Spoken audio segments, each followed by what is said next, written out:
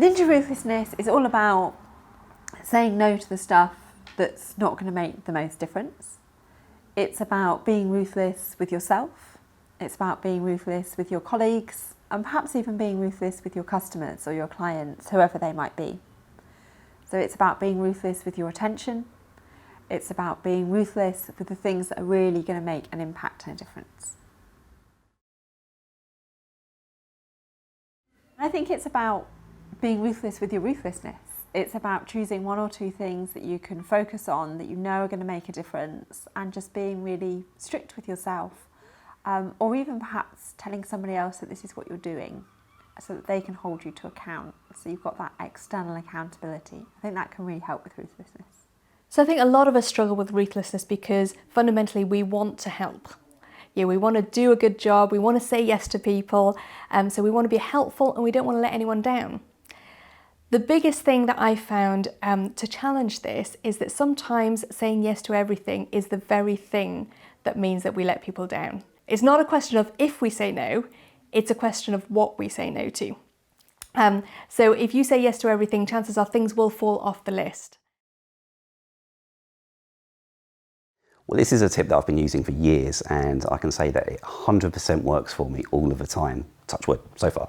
What basically I do is whenever a line manager or somebody in authority says to me, Lee, I want you to be able to take this project on, I always say, yes, that's going to be great at first, okay? Sounds a little bit backward because sometimes you should say no, but I say, yes, that's absolutely fine. And then what I do is I present them with my project list and a list of my commitments alongside my calendar.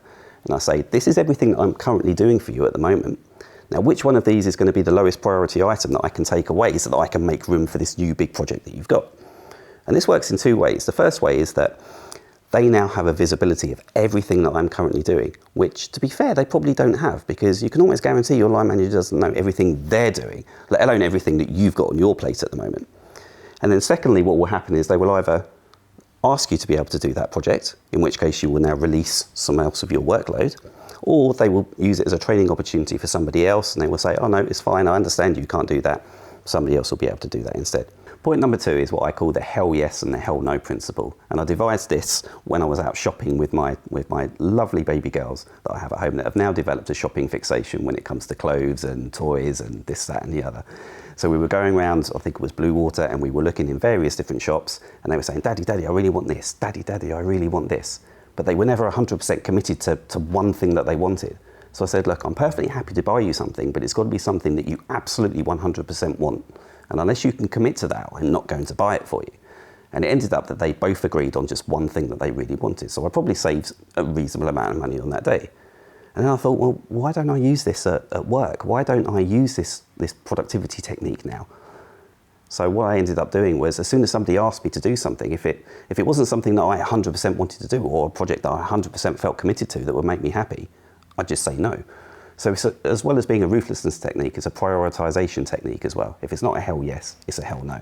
So I find it really helpful to think of it as, what do I say no to so that I can say a wholehearted yes to the things I've really committed to? And sometimes the most helpful thing you can do is to give a clear and upfront no, because it gives other people the option and the opportunity to look for alternatives. The thing I find that helps with practicing ruthlessness is to treat it like a muscle. So the more you do it, the easier it gets. So look for opportunities to practice saying no. Notice when somebody else says no to you in a way that doesn't make you feel bad, in the way that means that actually that was a really nice way. So perhaps they encouraged you and said, look, I think you're doing a great job there. I think it's a really brilliant idea. I can't help you with that, but what I can do is this. Capture that as a really good example and see how you can weave it in and use that in the next day or two. So when I'm saying no to myself, I need to remind myself about what is it that I'm saying yes to. So if I'm saying no to one thing, it's because I need to prioritise something else. So I remind myself of the importance of that and why it needs to take priority. Saying no to meetings is something I know people really struggle with. I think it's being clear on the purpose of why you're needed. I think it's about exploring the alternatives. Can I share my ideas with you over the phone? Or I don't need to be there. I'm not going to be there this time.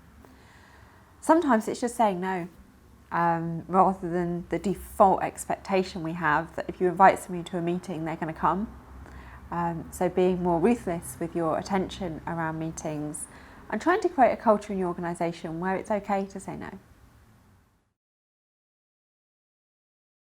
My top tip for delegating is to delegate the responsibility or the outcome that you're looking for rather than the task. So rather than giving somebody a list of things to do, tell them why you want them to do it, tell them what you're looking to achieve, and give them some space to be creative. One of the difficult things with that is accepting that they might do it in a different way, which doesn't necessarily mean it's going to be a bad thing. I think when you're deciding what to delegate, it's like, can somebody else do it? Does it need to be me? Very often the things where it might need to be you, it's about people, it's about building relationships and trust.